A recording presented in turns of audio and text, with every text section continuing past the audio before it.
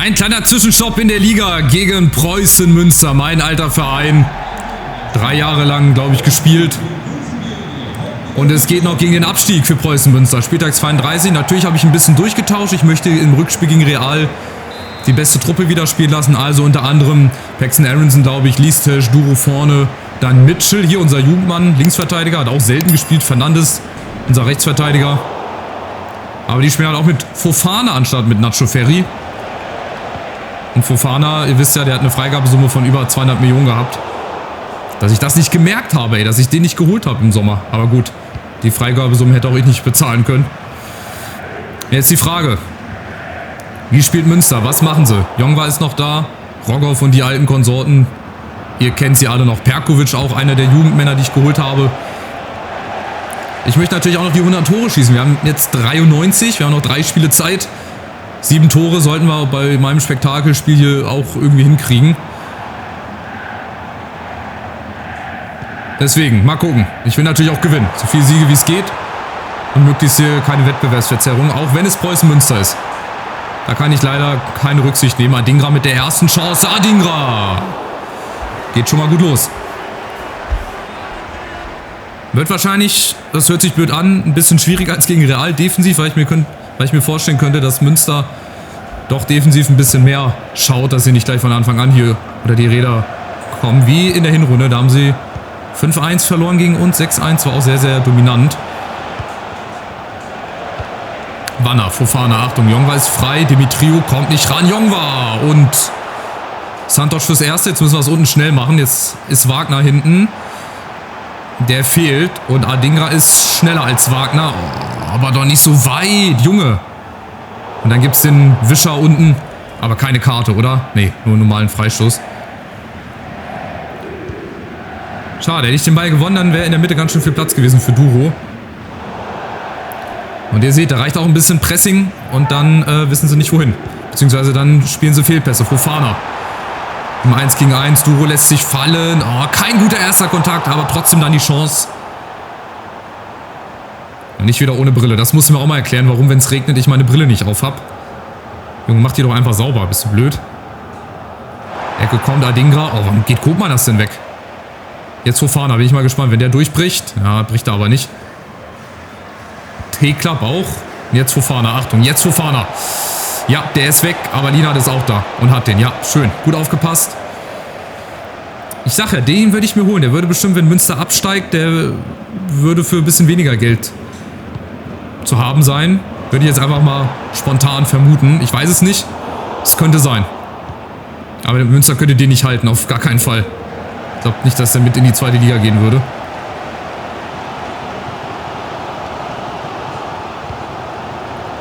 So, Mitchell und Aronson. Mal gucken, wie die sich dann entwickeln nach dem Sommer, was die für eine Gesamtstärke kriegen. Jetzt kommt Duro auf Aronson. Ja, aber gut gemacht. Bisschen Harakiri, was wir jetzt gerade machen hier. Adingra. Momentan, ja, auch wieder so ein Geduldsspiel. Ne, habe ich auch oft gesagt. Bei so Spielen müssen wir einfach auch mal warten, bis das erste Tor fällt, wenn es überhaupt fällt.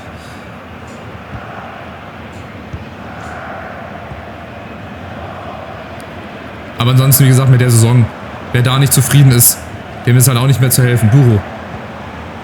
Adingra gegen Wagner. Stehen wirklich dicht hinten. Das ist wirklich schwer, da irgendwie eine Lücke zu finden. Duro oben, wenn er jetzt entgegenkommt. Ja, ich wollte eigentlich auf Listisch oben. Da wollte ich auch wieder nicht hin.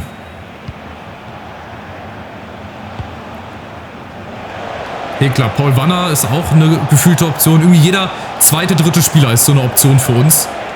Ja, den ich jetzt hier so spontan sehe. Wanner vor allem. Dem das auch richtig viel Spaß gemacht hat. So, nächster Angriff. Listisch, gibt einen Foul. Gut, Vorteil. Gut laufen gelassen. Listisch kriegt er. Nicht durchgesteckt. Aronson, schade. Aber jetzt hat er ihn, ja. So, Münster, die verteidigen hinten nicht gut. Bisschen zu sorglos jetzt gerade. Aronson und Duro ist frei und hat Platz. Und Marc Flecken, nicht Sinamoy. Ja, guck mal, wir haben den Ball sogar. Adingra setzt sich da durch. Sehr schön gemacht. Auch eine Option, ne? Sinamoy. Auch mal nachzufühlen, wie gut der jetzt ist. Vielleicht holen wir den als zweiten Keeper. Aber ich habe ja auch einen Jugendscout entsendet nach Ghana. Da werden wir die ersten Berichte auch in diesem Part jetzt dann bekommen. Da schauen wir uns dann auch mal rum. oder durch, ob da irgendeiner mit dabei ist. Alles, was ich da auf dem Jugendmarkt bekommen kann, das Geld spare ich dann quasi im Sommer für andere Positionen zum Beispiel. So, Freischuss kommt, aber das machen sie nicht direkt, oder? Fofana.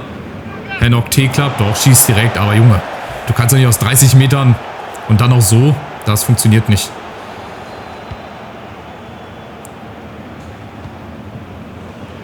Nächste Chance, auch hier geht es halt wieder viel über die linke Seite, über die Listisch-Seite. Aronson lässt sich fallen und dann kommt er mit Schwung. Aber da merkt man halt den Unterschied, das ist so, ob ein Can Uzun spielt oder ein Paxton Aronson. Den Unterschied, den merkst du einfach auf vorne, ob ein Ekitike spielt oder ein Duro. Obwohl Duro eigentlich 2 Stärken mehr hat als Ekitike, also müssten wir das eigentlich schon merken vorne. Lienhardt, Wanner, ja, jetzt kommen wir ran, sehr schön. Und das Spiel neu aufziehen. Ach schade, schon Halbzeit. Siehst du, ich habe gar nicht auf die Zeit geachtet. Ich dachte, okay, den Angriff lässt er uns noch, aber 0:0. Der etwas schlechteren Art. So viele Chancen haben wir jetzt nicht. Wenn es Chancen gibt, dann haben wir die. Ja, 3:2 Schüsse. Ist ja so ein typisches Spiel, wenn wir einmal die Startelf durchgewechselt haben. Vielleicht können wir doch mal eine Halbzeit lang, zumindest mal vorne, Ekitike. Guck mal, der hat eine 82 Ekitike, der hat aber wahrscheinlich mehr Potenzial als Duro. Ekitike ist wie alt? Wo steht's? 25 und Duro ist 28. Okay, 3 Jahre machen jetzt auch nicht unbedingt den Braten fett. Aber zumindest Uzun für Paxton Aronson. Ich glaube, wenn Uzun vorne drin spielt, das ist halt nochmal ein größerer Impact als Aronson. Ist wahrscheinlich auch ein Abgangskandidat im Sommer bei mir. Den würde ich wahrscheinlich auch verkaufen, wenn es ein vernünftiges Angebot gibt. Dem würde ich auf jeden Fall keine Steine in den Weg legen.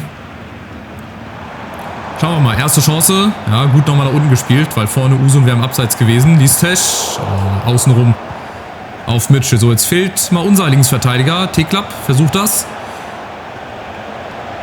Wanner, der wartet auf Fofana, ja. Wanner, Dimitriou, gutes Stellungsspiel. Fernandes. Und Jong war über die Außen. Ja, es sieht sehr, sehr gefährlich aus. Nicht viel Risiko bei Münster. Das ist halt so eine Spielweise, die mir so ein bisschen auf den Sack geht, ne? Wenn der Gegner uns hier zurechtlegt, wenn du nicht in die Zweikämpfe reinkommst. Aber jetzt Ball gewinnen. Und dann können wir aber nicht schnell umschalten, weil Münster das wirklich sehr gut macht. Dicht gestaffelt in der Mitte. Ja, hier muss sich schon Adingra fallen lassen, damit er einen Ball mal kriegt. Aber auch da, irgendwann, wenn der Knoten platzt, schießen wir vielleicht auch mehr Tore. Aber wir müssen erstmal einschießen. Bislang hält Münster hier 0:0. Man mag es eigentlich gar nicht glauben, aber 0:0. So. Fofana gegen Fofana. Das wäre ja ein Witz. Dann etwa 3 Fofanas bei uns. Wenn wir uns den denn holen würden. Achtung, Wanner. Allein gegen alle. Mehr Verzweiflung im Schuss, aber der kommt an, ey. Tekla, Brogov. Und wieder Wanner. Achtung, jetzt ist Fofana frei. Da kommt keiner ran. Aber Gott sei Dank nicht so präzise, nicht so doll. Wenig Kraft. Deswegen konnten wir den auch gut halten. Ich schleiche mich schon mal weg vorne mit Fernandes aus bestimmten Gründen. Ja, wenn wir nämlich da rankommen an den Ball, haben wir die Chance umzuschalten über Adingra vorne. Wenn derjenige durchläuft. Fernandes ist es. Oh, läuft er auch gegen Wagner, anstatt da außen rumzulaufen. Ist ein Abnutzungskampf. Also mehr oder weniger. 0:0. Aber wir sind da. Wir sind dran. Und sind vorne mit Uzun, Adingra. Jetzt in der Mitte. Duro. Oh, wo läuft er denn hin? Also der Laufweg auch schon wieder. Erst zeigt das gut an. Er läuft in die Mitte. Dann bleibt er irgendwie stehen. Und dann war die Chance irgendwie vorbei. So, Adingra gegen Wagner. Ja, 1 gegen 1. Ist nicht viel zu machen. Auch nicht gegen Wagner. Vielleicht müssen wir das mal von Weitem probieren. Koopmeiners und Flecken. Jetzt gibt es einen Wechsel. Remberg kommt rein. Auch natürlich altbekannter. Der uns unter anderem zum Aufstieg geschossen hat. Gegen Heinheim in der Relegation. Jetzt die Flanke Dimitriou. Aber er kommt nicht ran. Nächster Versuch. Lienhardt. Koopmeiners, Adingra. Ja, zieht mal 1, 2 Leute. Listesch ist jetzt frei, aber jetzt auch wieder nicht. Wir spielen Handball hier wieder. Listesch, jawohl, schön freigespielt. Und jetzt oben Duro. Oh, ich kriege mich nicht gedreht. Ich bekomme mich entscheidend nicht gedreht. Da steht dann immer ein Gegner. Die Chance war sicherlich schon da, mal drauf zu schießen und 1:0 in Führung zu gehen. Aber jetzt vielleicht. Einfach ganz humorlos. Uso, Minute 74. Und der Knoten ist geplatzt. Es hat lange auf sich warten lassen, aber dann eine Viertelstunde vor Schluss durch Usun.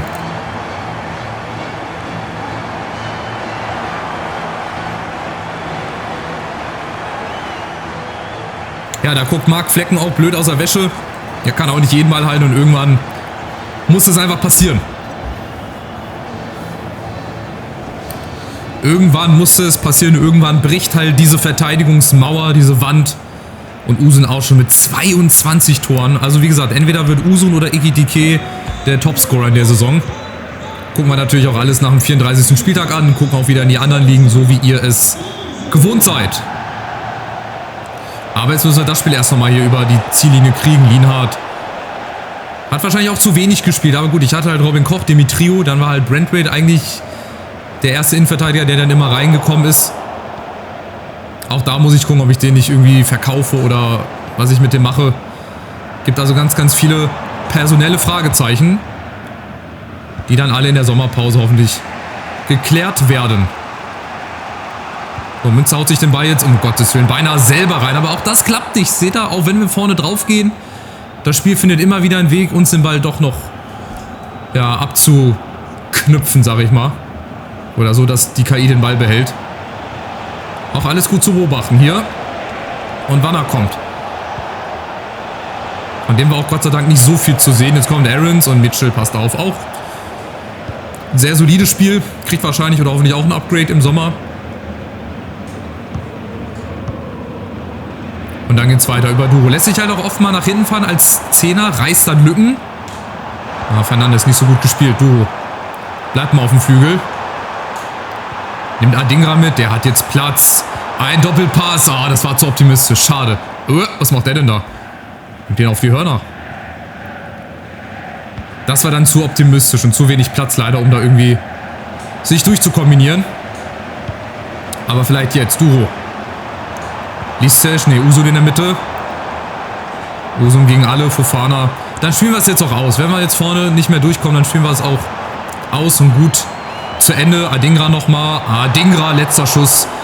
Und dann ist es ja eigentlich auch wieder ein trostloses 1:0. Wenig Spektakel, ganz anders, als ihr das von mir gewohnt seid. Aber egal, 3 Punkte. Für Münster natürlich schade. Die rutschen jetzt wahrscheinlich noch ein bisschen weiter unten rein. Aber für uns eine gute Vorbereitung. Ein paar Stammkräfte konnten wir schon. Und jetzt geht's rein hoffentlich mit genauso viel Elan und Schwung ins Rückspiel gegen Real Madrid. Also für meine Verhältnisse auch relativ wenig Schüsse. 6 Schüsse, glaube ich, aufs Tor. Das habe ich normalerweise nach 30 Minuten. Aber gut, klappt halt auch nicht immer. So, haben wir jetzt die ersten Berichte. Müsste jetzt eigentlich soweit sein, ne? 2 ungelesene Mails. Ja, das hatten wir schon länger. Die sind schon irgendwie seit einer längeren Zeit auf der Platte. So jetzt aber, ne? Jetzt müssen wir doch eigentlich hier die Scout... Nee. Danach suche ich eigentlich nicht. Ich suche da nach den Jugendscout-Berichten. So, fangen wir mal an. Und zwar von links nach rechts. In Argentinien. Was hat Herr Roth denn alles mitgebracht? Der hat, glaube ich, auch für jegliche Position was gesucht, ne? 7.900. 7.900. Ja, die muss ich eigentlich direkt mal ablehnen, dass die direkt runter sind von der Platte. Ja, überzeugt mich jetzt so recht niemand. Also, das war schon mal... Oh, jetzt habe ich den aus Versehen verpflichtet. Weißt du, aus Versehen verpflichtet. Da sagst du, ja, du kannst zu uns kommen und dann sagst du dir, na, nee, ich wollte dich eigentlich gar nicht anrufen. So, Bartra. Was hat er uns denn mitgebracht? Das sieht schon mal ein bisschen vielversprechender aus. Raúl Marcos. Oh, Andrés Valor. Ja, auch gar nicht schlecht. Gutes Potenzial. ZDM, Cuesta. Santa Maria. Inseln wie aus Träumen geboren. Also den würde ich mal mitnehmen hier. Wahrscheinlich ist meine Jugendmannschaft gleich voll. Und den würde ich auch einfach mal mitnehmen. Ich muss sie ja nicht behalten. Ich kann die auch ablehnen. Den vielleicht auch nochmal. Der hat auch ein gutes Potenzial. Guck, jetzt müsste ich nämlich zur Jugendmannschaft gehen und jemanden entlassen. Und jetzt gucken wir nochmal. Radev, der Fabrizio Romano vom Balkan. Der kommt hier aus Mazedonien. Der hat schon so einen Namen, ey, dem willst du nicht gegenübertreten. So, was hat er denn hier? Oh, Lanzana, Addo. Gut, Gehalt von 2.300. Das irritiert mich jetzt, weil der hat ein Potenzial von 77 bis 94. Vielleicht als zweiter Keeper. Joma Mensa ist genauso einer. Der hat auch nur 2.200. 2.200 ist das vielleicht so. Asikiwi. Also ganz schön gute Torhüter. Die 3 würde ich gerne holen. Jetzt muss ich aber leider erstmal zur Jugendmannschaft und da ein paar Leute entlassen. Voll hart, weißt du, so mit 14, 15 Jahren kriegst du gesagt, du bist nicht gut genug. Hier, Andras Valor. Und wen wollte ich nicht mitnehmen? Wen habe ich jetzt aus Versehen verpflichtet? Wo ist er denn hier? Den hier, ne? Raul Marcos. Okay, den werde ich auch ganz freigeben. Genau. Ich möchte ihn nicht erneut verpflichten. Da muss ich auch noch mal ein paar mehr hier raus. Also die hier unten sind. Santa Maria, 53. Cardoso, Iglesias. Boah, ich glaube nicht, dass aus denen was wird. Der Schweizer zum Beispiel. Na, freigeben. Zack.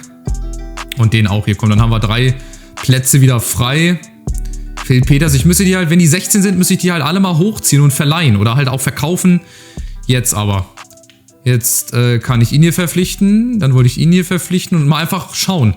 Und Spieler verpflichten. So, die hier muss ich dann leider ablehnen. Also Radev hat mich hier am besten überzeugt oder am meisten überzeugt. Jetzt gucken wir mal kurz in die Akademie hier rein. Ich möchte auch mal gucken, was er hier fabriziert hat. So. Gesamtstärke. Und wo haben wir hier den ersten? Guck mal. Lasana mit 17 Jahren. Hat ein Potenzial bis 94. Könnten wir hochziehen. Den lasse ich aber noch mal ein paar Wochen in der Jugendmannschaft drin. Und die anderen, wo sind die? Ja, 58. Das Potenzial, das irritiert mich halt. Ne? Da steht zwar 71 bis 94. Könnte bei einer 71 stehen bleiben. Kann aber auch bis zu einer 94 hoch. Je nachdem, wie du den, glaube ich, trainierst. Also eine gute Ausbeute. Also gerade bei dem Radev. Bei den anderen war ich so ein bisschen enttäuscht. Aber gut, mal gucken, was im nächsten Monat dann bei rumkommt. Jetzt erstmal Rückspiel gegen Real. Es geht um nichts Geringeres als den Finaleinzug. Gehen wir es zusammen an. Macht's gut, bis zum nächsten Part. Ciao, ciao.